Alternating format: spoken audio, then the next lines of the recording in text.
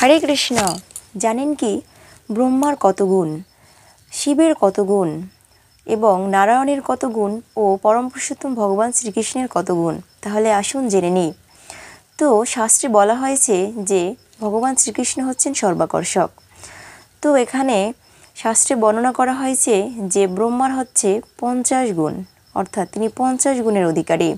তো ব্রহ্মার এই 50 গুণের মধ্যে একটি গুণ রয়েছে আমাদের সাধারণ জীবের মধ্যে, তার 50টি গুণের থেকে একটি গুণ আমাদের মধ্যে বিরাজমান। পরে মহাদেবের রয়েছে ব্রহ্মার থেকে আরও 5টি গুণ বেশি, তাহলে তার কত গুণ হলো? 55টি। পরে আসি নারায়ণের।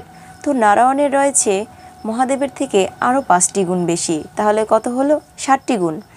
পরে আসি পরম পুরুষোত্তম ভগবান শ্রীকৃষ্ণ, শুধু একান্তভাবে 4টি গুণ কেবল তার মধ্যেই বিরাজমান, অর্থাৎ তার স্থান সর্বোচ্চ। তো এই 4টি গুণ কি কি?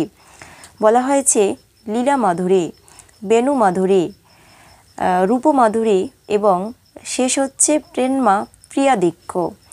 তো ভগবান এভাবে তার মাধুর্যমণ্ডিত লীলাবিলাস করেছেন, যার দ্বারা আমাদের সমস্ত সাধারণ জীবের চিত্ত আকর্ষণ করেছে। এমনকি তার এই ভগবান শ্রীকৃষ্ণের এমনই রূপ, এমনই তার লীলা, যার দ্বারা তার রূপের প্রতি সে নিজেই আকৃষ্ট হয়ে পড়ে। তাই আমরা যদি এমন পরম পুরুষোত্তম ভগবান শ্রীকৃষ্ণকে লাভ করতে চাই, তাকে জানতে চাই, তাহলে আমাদেরও এই 64 গুণের অধিকারী হতে হবে। তাহলে আমরা পরম পুরুষোত্তম ভগবান শ্রীকৃষ্ণকে পূর্ণরূপে লাভ করতে পারবো এবং পূর্ণরূপে জানতে সক্ষম হব। হরে কৃষ্ণ। ভিডিওটি আপনার নিকটাত্মীয়দের নিকটে বেশি বেশি করে শেয়ার করুন, যাতে তারাও এই বিষয়ে অবগত হতে পারে।